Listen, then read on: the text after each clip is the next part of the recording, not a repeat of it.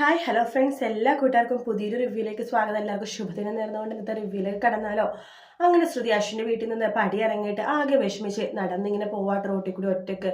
ആ സമയത്ത് പെട്ടെന്നാണ് അശ്വിൻ്റെ വണ്ടി അവിടേക്ക് വരുന്നത്. ശ്രുതി ആകെ ഞെട്ടിപ്പോവാണ്. ശ്രുതി പെട്ടെന്ന് നോക്കുമ്പോൾ അശ്വിനായിട്ട് കാണുന്നത്. ആ സർ എന്ന് പറയുമ്പോഴേക്കും താൻ വണ്ടി കയറ്, സർ എൻ്റെ വീടിന് അടുത്തണ്ട് നടന്നു പോയിക്കോളും, തന്നോട് വണ്ടി കയറാനല്ലേ ഞാൻ പറഞ്ഞത് എന്ന് പറയുകയാണ് അശ്വിൻ. ആ സമയത്ത് ശ്രുതി പെട്ടെന്ന് തന്നെ വണ്ടിയിലേക്ക് കയറുന്നുണ്ട് കേട്ടോ. ആ സമയത്ത് ശ്രുതി വീണ്ടും പറയുന്നുണ്ട്, സാർ വീടടുത്ത് നടന്നു പോകുന്ന ദൂരം ഉണ്ടായുള്ളൂ, എനിക്ക് തന്നോട് സംസാരിക്കാനുണ്ട് എന്ന് പറഞ്ഞിട്ട് ഞാൻ വണ്ടിയിൽ ഓടിക്കുകയാണ്. ആ സമയത്ത് ശ്രുതി കുറച്ചൊരു മിണ്ടാതിരിക്കേണ്ടി പെട്ടെന്ന് അശ്വിൻ്റെ മുഖം കാണുമ്പോൾ ശ്രുതി പെട്ടെന്ന് ചിരിച്ചിട്ടൊന്ന് ഒന്നാമത് അറിയാത്ത പോലെ അതേ സർ എന്ന് പറയുമ്പോഴേക്കും തനിക്ക് എന്നോട് എന്തെങ്കിലും പറയാനുണ്ടോ ചോദിക്കുമ്പോൾ ഏയ് ഇല്ല സർ, താൻ ശരിക്കും ആലോചിച്ച് നോക്ക്, തനിക്ക് എന്തെങ്കിലും എന്നോട് പറയാനുണ്ടോ എന്ന് എടുത്തെടുത്ത് അശ്വിൻ ചോദിക്കുകയാണ്.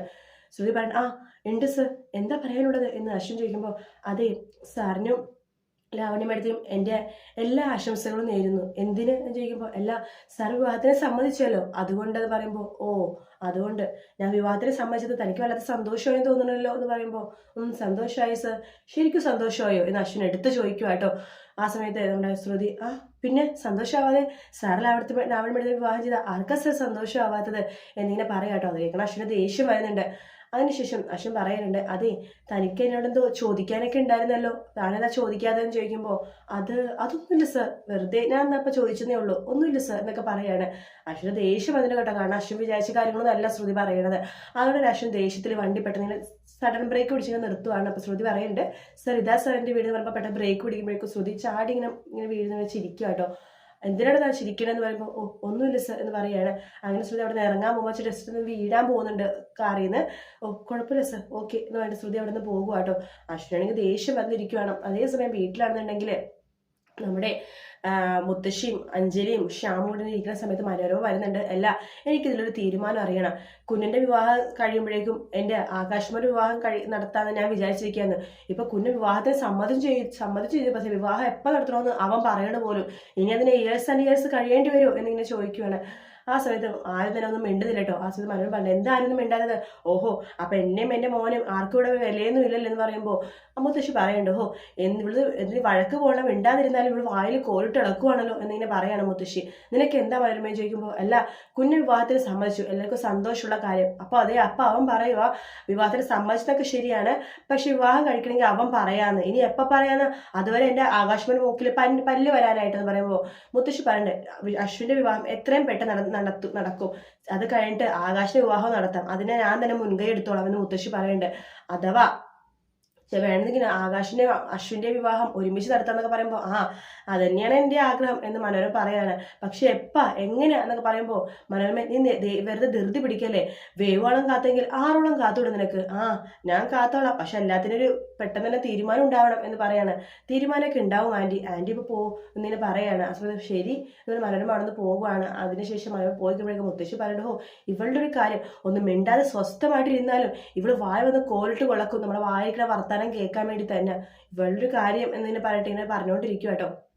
അത് കേൾക്കുമ്പോഴേക്കും നമ്മുടെ ശ്യാം പറയുന്നുണ്ട് മനോരമാൻ്റെ കാര്യം അറിയാലോ മുത്തശ്ശി, എന്തായാലും അളിയൻ വിവാഹത്തിന് സമ്മതിച്ചതിന്റെ വലിയ കാര്യമാണ്. ഇനി വിവാഹത്തിന് സമ്മതിച്ച അളിയന്റെ മനസ്സിന് പാകപ്പെടട്ടെ, അതിനുള്ള സമയം മാത്രം നമ്മൾ കൊടുത്താൽ മതി. എടുച്ചാടിയാണ് വിവാഹത്തിന് സമ്മതിച്ചെങ്കിലും മനസ്സിനൊന്ന് പാകപ്പെടുത്തണമല്ലോ വിവാഹം കഴിക്കണമെന്ന്, അതിനൊന്ന് ഓക്കെ ആവട്ടെ, അതുവരെ നമ്മൾ സമയം കൊടുത്തേ പറ്റൂ എന്ന് ശ്യാമും പറയുന്നുണ്ട് കേട്ടോ. അതിനുശേഷം മനസ്സ് വിഷമിച്ചിട്ട് നമ്മൾ ശ്രുതി വീട്ടിലേക്ക് കയറി പോകുവാണ്. വീട്ടിലെത്തുന്ന ശ്രുതി ഓരോന്ന് കാര്യങ്ങൾ ഇങ്ങനെ ആലോചിച്ച് ഇങ്ങനെ ഇരിക്കുക കേട്ടോ. ഇരിക്കുന്ന സമയത്ത് അമ്മായി വരുന്നുണ്ട്. അല്ല എനിക്ക് നിന്നോട് കുറച്ച് സംസാരിക്കാനുണ്ട് ശ്രുതി എന്ന് പറയാണ്. എന്താ അമ്മായി? അല്ല നീ എപ്പോഴും ഒരേ ഇരിപ്പിങ്ങനെ ഇരുന്നാൽ മതിയോ? ഷാമോന്റെ കാര്യത്തിൽ നീ എന്ത് തീരുമാനിച്ചു? നിനക്ക് ഷാമോനെ അങ്ങനെ കാണാൻ പറ്റില്ലെന്ന് നീ പറയുന്നുണ്ടായിരുന്നല്ലോ, എന്തുകൊണ്ട് നിനക്ക് കാണാൻ പറ്റുന്നില്ല? അത് എന്ന് പറയുമ്പോഴേക്കും എന്താ നിന്റെ മനസ്സിൽ എന്തെങ്കിലും ഉണ്ടോ? പറ ശ്രുതി എന്ന് പറയുമ്പോൾ ഒന്നുമില്ല, അവളുടെ മനസ്സിൽ ഒന്നുമില്ല താനും. എന്നാൽ ഷാമോനെ വരനായിട്ട് കാണാൻ പറ്റില്ല പോലും. ഇത്ര നല്ലൊരു പയ്യൻ നിനക്ക് എവിടെ നിന്ന് കിട്ടുമോടി? നല്ല പൊന്നു പോലത്തെ പയ്യൻ നിന്റെ മുമ്പിൽ അവൻ്റെ മുമ്പിൽ നീയൊന്നും ഒന്നുമല്ല എന്ന് പറയാണ്. അവനെ രാജകുമാരൻ അതുപോലത്തെ ഒരു ബന്ധം നിനക്ക് ഒരിക്കലും കിട്ടാൻ പോണില്ല എന്നിങ്ങനെ പറയുക കേട്ടോ. ശ്രുതി ഒന്നും തന്നെ മിണ്ടുന്നില്ല. നീ എന്തിനും മിണ്ടാതിരിക്കണമെന്ന് ചോദിക്കുമ്പോൾ അമ്മായി ഒന്ന് വെറുതെ ഇരിക്കുന്നു പറയുമ്പോൾ അങ്ങനെ വെറുതെ ഇരിക്കാൻ പറ്റില്ല, ഇത് എനിക്ക് രണ്ടിലൊന്നും അറിയണം. നീ എന്തുകൊണ്ട് ഷാമായിട്ടുള്ള വിവാഹത്തിന് സമ്മതിക്കണില്ല എന്ന് എനിക്ക് രണ്ടിലൊന്ന് ഇപ്പം അറിയണം എന്ന് അമ്മായി പറയുക കേട്ടോ.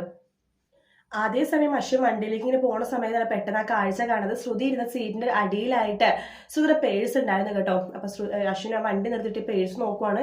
ഇത് ശ്രുതിയുടെ പേഴ്സാണെന്ന് വെച്ചിട്ട് ശ്രുതിയുടെ വീട്ടിലേക്ക് കൊണ്ടുപോയി കൊടുക്കാന്ന് അശ്വിൻ വിചാരിക്കുന്നുണ്ട്. അങ്ങനെ ശ്രുതിയുടെ വീട്ടിലേക്ക് അശ്വിൻ എത്തുവാട്ടോ. വാതിലിങ്ങനെ മുട്ടുന്നുണ്ട്. ആ സമയത്താണ് അമ്മായി ശ്രുതി ഇങ്ങനെ ചോദിച്ചുകൊണ്ടിരിക്കുന്നത്, പറ ശ്രുതി, എന്തുകൊണ്ട് നീ ശ്യാമോനെ വിവാഹം കഴിക്കാൻ സമ്മതിക്കുന്നില്ല എന്നിങ്ങനെ ചോദിച്ചുകൊണ്ടിരിക്കുന്ന സമയത്താണ് അശ്വിൻ വാതിലിൽ മുട്ടുന്നത്.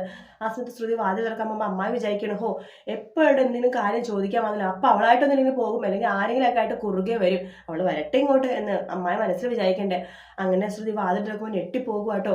നമ്മുടെ അശ്വിനി ഇങ്ങനെ നിൽക്കുവാണ്. ശ്രുതി തന്റെ പേഴ്സ് താൻ വണ്ടിയിൽ ഇങ്ങനെ വെച്ചിട്ടുണ്ടായിരുന്നു, മറന്നു വെച്ചു, അത് തരാൻ വേണ്ടി ഞാൻ വന്നതാന്ന് പറയുമ്പോൾ, ഓ വളരെ നന്ദി സർ, ഞാൻ ഇങ്ങനെ എന്തെങ്കിലും എവിടെയെങ്കിലും വെച്ചാൽ മറന്നു പോകുമെന്ന് പറയുമ്പോൾ അശ്വിൻ പറയുന്നുണ്ട്, അതെനിക്ക് മനസ്സിലായി, ഇങ്ങനെ താൻ മറന്നു വെച്ചതാണല്ലോ ഓരോന്ന് പാദസരം എന്നിങ്ങനെ പറയുവാണ്. അപ്പോഴേക്കും അമ്മായി പറയുന്നുണ്ട്, ആ ഇതാര് അശ്വിൻ സാറോ എന്നിങ്ങനെ പറയുവാണ്. സാർ അകത്തേക്ക് വരണം, എന്താ ശ്രുതി നീ സാറിന് അകത്തേക്ക് വിളിക്കാത്തത് എന്നിങ്ങനെ പറയുവാണ്. ആ സമയത്ത് അമ്മ വരുന്നുണ്ട്, അല്ല ആരാ ശ്രുതി മോളെ ഇത് എന്ന് പറയുമ്പോൾ, അമ്മ ഇതാണ് അശ്വിൻ സാർ, ഈ സാറിന്റെ വീട്ടിലാണ് ഞാൻ ജോലിക്ക് പോണതെന്ന് പറയുമ്പോൾ, നമസ്കാരം അമ്മ എന്ന് അശ്വിൻ പറയുന്നുണ്ട്. അച്ഛനിപ്പോൾ എങ്ങനെയുണ്ടെന്ന് ചോദിക്കുമ്പോൾ, കുറവുണ്ട് മോനെ, പക്ഷെ അതേ കിടപ്പ് തന്നെയാ, എല്ലാം പെട്ടെന്ന് തന്നെ റെഡിയാവും എന്ന് അശ്വിൻ ഇങ്ങനെ പറയുക കേട്ടോ. അല്ല മോനെ കഴിക്കാൻ സ്വീറ്റ്സ് എടുക്കട്ടെ? വേണ്ടമ്മ, അശ്വിൻ സാറിന് സ്വീറ്റ്സ് കഴിക്കാൻ പാടില്ല എന്ന് ശ്രുതി പറയുക കേട്ടോ. അതിന് അശ്വിൻ പറഞ്ഞിട്ട് ശരിയെന്നാ ഞാൻ പോട്ടെ എന്ന് പറഞ്ഞിട്ട് അശ്വിൻ അവിടെ നിന്ന് പോകുക കേട്ടോ. പോകുമ്പോഴേക്കും അമ്മായി പറയണ്ടേടി അശ്വിൻ സാറിൻ്റെ അടുത്തേക്ക് വരെ പോടി, എന്നിട്ട് കാറിൽ അദ്ദേഹം പോയി കഴിഞ്ഞിട്ട് ഇങ്ങോട്ട് വാ എന്നിങ്ങനെ പറയാണ്. അങ്ങനെ ശ്രുതിനെ തള്ളി വിടുവാണ്. ശ്രുതി പെട്ടെന്ന് അശ്വിൻ്റെ അടുത്തേക്ക് പോകുന്നുണ്ട്. അശ്വിൻ ആ സമയത്ത് ശ്രുതിയുടെ അടുത്ത് ഇങ്ങനെ വണ്ടി കിടക്കുമ്പോൾ പറയുന്നുണ്ട്, ആ തന്നോടൊരു കാര്യം ഞാൻ പറയാൻ മറന്നു, താൻ നേരത്തെ എന്നോട് ചോദിച്ചായിരുന്നല്ലോ തൻ്റെ പാദസരം എനിക്ക് എവിടെ നിന്നാണ് കിട്ടിയെന്ന്, തന്നോടൊരു കാര്യം എനിക്ക് പറയാനുണ്ട്. താൻ വിചാരിക്കുന്ന പോലെ ഒന്നല്ല കാര്യങ്ങൾ, തൻ്റെ പാദസരം അഴിഞ്ഞു പോയപ്പോൾ ഞാൻ അത് സൂക്ഷിച്ചു വെച്ച്, ഒരു രാജകുമാരിയുടെ പാദസരം രാജകുമാരനെ സൂക്ഷിച്ചു വെക്കണ പോലെ സൂക്ഷിച്ചു വെച്ച്, തന്നോടുള്ള പ്രണയം കൊണ്ട് അത് ഇടയ്ക്കിടയ്ക്ക് നോക്കി, അങ്ങനെയൊന്നുമില്ല. എന്നെ സംബന്ധിച്ചോളം താനും തൻ്റെ പാദസരമൊക്കെ വെറും ചില്ലറ തൊട്ടുള്ള ഒരു വിലയില്ലാത്ത സാധനങ്ങളാണ് എന്നൊക്കെ പറയാണ്. പാദസരം കളഞ്ഞു പോയപ്പോൾ ഞാനത് മാറ്റി വെച്ചെന്ന് മാത്രമേ ഉള്ളൂ എന്ന് അശ്വിൻ പറഞ്ഞാലുണ്ട്. അതുകൊണ്ട് എനിക്കൊരു ബന്ധമില്ല. അതുപോലെ തന്നെ തൻ്റെ പേഴ്സും, ഈ പേഴ്സ് ഒരു കാര്യമില്ല, ഇതൊന്നും എനിക്കൊരു വിലയില്ലാത്ത സാധനങ്ങളായതുകൊണ്ടാണ് ഞാൻ തൻ്റെ കയ്യിലേക്ക് തരാമോ, അല്ലാതെ താൻ നാളൊരു സമയത്ത് വിചാരിക്കരുത് എൻ്റെ പേഴ്സ് സൂക്ഷിച്ചു വെച്ചല്ലോ എന്ന്. അങ്ങനെ എൻ്റെ ഭാര്യയാവാം അങ്ങനെ സ്വപ്നങ്ങളൊന്നും താൻ കാണണ്ട, തൻ്റെ മനസ്സിൽ എന്തൊക്കെയോ ഉണ്ടെന്ന് എനിക്ക് നന്നായിട്ട് അറിയാൻ കേട്ടോ എന്ന് പറയുമ്പോഴേക്കും ശ്രുതിയുടെ കണ്ണിങ്ങനെ നിറഞ്ഞൊഴുകുവാട്ടോ. അതൊന്നും തൻ്റെ മനസ്സിൽ വേണ്ട, എനിക്ക് തന്നോട് ഒരു സോഫ്റ്റ് കോർണറും ഇല്ല, തനിക്ക് എന്തൊക്കെയോ സോഫ്റ്റ് കോർണർ എന്നോടുണ്ടെന്ന് എനിക്കറിയാം എന്ന് ശ്രുതിയെടുത്ത് അശ്വിൻ പറയുമ്പോൾ ശ്രുതി ഒന്നും മിണ്ടാതെ ഇങ്ങനെ കേട്ടുകൊണ്ടിരിക്കണമെന്നേ ഉള്ളൂ കേട്ടോ. ശരി എന്ന ശ്രുതികുമാരി ലക്ഷ്മി, താൻ ദിവാസ്വപ്നം അങ്ങനെ കണ്ടിരിക്കേണ്ട എന്ന് പറഞ്ഞിട്ട് അശ്വിൻ അവിടെ നിന്ന് പോകുക കേട്ടോ. അശ്വിൻ പോയി കഴിയുമ്പോൾ തന്നെ ശ്രുതിയുടെ കണ്ണൊക്കെ നിറയാണ്. ശ്രുതി പെട്ടെന്ന് കണ്ണിനെ തുറച്ചിട്ട് അകത്തേക്ക് കയറുമ്പോൾ പ്രീതി ചോദിക്കുന്നുണ്ട്, എന്ത് പറ്റി ശ്രുതി, നീ കരഞ്ഞോ? ഇല്ല ചേച്ചി. അയാളുമായിട്ട് നീ പിന്നെയും വഴക്കുണ്ടാക്കിയോ? ഇല്ല ചേച്ചി, എനിക്ക് വല്ലാത്ത തലവേദന, ഞാൻ കുറച്ചു നേരം ഒറ്റയ്ക്ക് ഇരിക്കട്ടെ എന്ന് പറഞ്ഞിട്ട് ശ്രുതി പെട്ടെന്ന് വാതിലടച്ച് കുറ്റിയിട്ടിരിക്കുക കേട്ടോ. അതിനുശേഷം കൊലുസിലേക്കൊക്കെ ശ്രുതി ഇങ്ങനെ നോക്കുന്നുണ്ട്. അതിനുശേഷം അശ്വിൻ പറഞ്ഞ കാര്യം ഇങ്ങനെ ആലോചിക്കുക കേട്ടോ.